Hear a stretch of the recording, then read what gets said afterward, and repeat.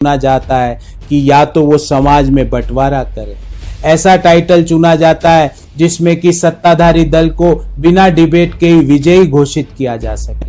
जब डिबेट चालू होती है और सत्ताधारी दल के प्रवक्ता हमारे ऊपर, हमारे परिवार पर, हमारे शीर्ष नेतृत्व पे ओछी टिप्पणियां करते हैं तो उन्हें कोई नहीं रोकता है। जब वो हमारे धर्म पर, हमारे पहनावे पर, हमारे सिर पे लगे हुए तिलक पे ओछी टिप्पणी करते हैं तो उनको कोई नहीं रोकता है।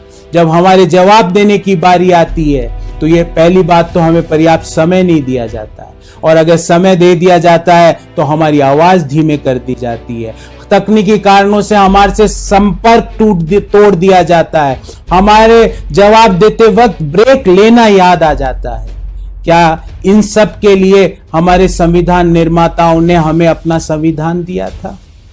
एक कांग्रेस प्रवक्ता के सामने 3 से 4 घोषित अघोषित प्रवक्ताओं को बैठा दिया जाता है। एक भाजपा का प्रवक्ता, एक आरएसएस का प्रवक्ता, एक इंडिपेंडेंट एक्सपर्ट जो कि भारतीय जनता पार्टी के प्रवक्ता के रूप में काम करता है। क्या इसके लिए हमारे पुरखों ने अपनी आजादी की लड़ाई लड़ी थी?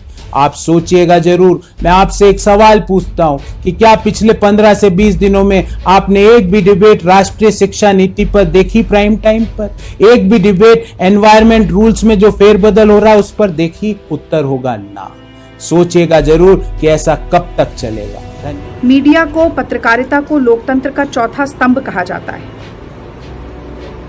लेकिन आज देश में नफरत फैलाने का काम, बंटवारा करने का काम, चाहे धर्म के नाम पे हो, जाति के नाम पे हो, चाहे क्षेत्र के नाम पर हो, भाषा के नाम पर, मीडिया और टेलीविजन के माध्यम से सबसे ज्यादा हो रहा है। एक समाज के रूप में भी आज ये प्रश्न उठ रहा है जिस पर हमें सोचना पड़ेगा, आत्मचिंतन करना पड़ेगा कि किस तरह की बहस को हम प्रोत्साहित करें और किस तरह की बहस का हम बहिष्कार करें। जितना कटु से कटु बोलता है आदमी, जितनी गाली देता है, आजकल माँ बहन की गाली दी जा रही है, जितना खराब एक दूसरे के बारे में कहता है उतना ही चैनल को ज्यादा टीआरपी मिलती है। ऐसा क्यों है? ये सोचना पड़ेगा हमें और याद रखना पड़ेगा कि खीरा मुखते काटिए, मलियत नमक लगाए और रहीमन कड़वे मुखन को चाहिए यही सजाए। केवल पैनलिस्ट ही नहीं बल्कि जो एंकर होते हैं वो भी बीजेपी की तरफ से बैटिंग करते हैं। कांग्रेस पार्टी का प्रवक्ता या विपक्ष का प्रवक्ता एक अजीब मानसिक तनाव में उस डिबेट में बैठता है। वो हमें राष्ट्रवाद का पाठ पढ़ाते हैं, अभद्र भाषा वापरते हैं, सत्ता का नशा दिमाग में इतना होता है कि विपक्ष के नेताओं का खुलेआम कैरेक्टर असैसिनेशन होता है और कोई उन्हें रोकता नहीं, एंकर भी रोकता नहीं है। पर्याप्त समय उन्हें दिया जाता है, बल्कि जब कांग्रेस का प्रवक्ता बोलता है तो 4-4, 5-5 लोग उस पर अटैक करते हैं। बोलने का समय नहीं दिया जाता। ये दरअसल लोकतंत्र की हत्या है।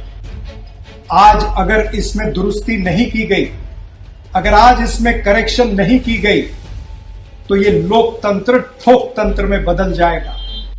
इसीलिए मैं तमाम सारे टीवी चैनल, इलेक्ट्रॉनिक मीडिया के मालिकों से ये कहूंगा कि इस पैटर्न में सुधार लाना जरूरी है, नहीं तो लोकतंत्र की हत्या में आप भी भागीदार